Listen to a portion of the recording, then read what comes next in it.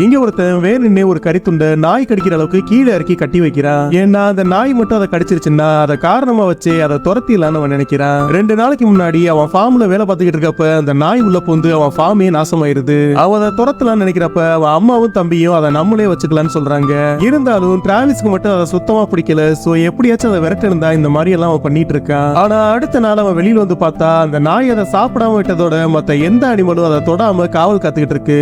அதை பார்த்ததும் டிராவிஸ் ரொம்ப ஆச்சரியமா இருக்கு. அன்னைக்கு மதியம் டிராவிஸ் வேலை செஞ்சுக்கிட்டு இருக்கப்ப அவன் தம்பி காட்டுல இருந்து தவறி வந்த ஒரு கரடி குட்டியோட விளையாட ட்ரை பண்ணிட்டு இருக்கான். டிராவிஸ் அதை நோட் பண்றதுக்குள்ளேயே கரடியோட அம்மா அவன் தம்பியோட பக்கத்துல வந்துருது. அப்ப கடைசி நேரத்துல அந்த நாய் குறுக்க வந்து கரடியோட சண்டை போட்டு அந்த கரடியை துரத்திடுது. உடனே உங்க அம்மா பையனை தூக்கிட்டு வீட்டுக்குள்ள ஓடுறாங்க. நல்ல வேளையா அவனுக்கு எந்த காயமும் பட்டிருக்காது. அதே நேரத்துல அந்த நாயும் அவனை பாக்குறக்கா பின்னாடியே ஓடி வருது. அப்ப அவங்க ரொம்ப பாசமா அதை கட்டி பிடிச்சுக்கிறாங்க.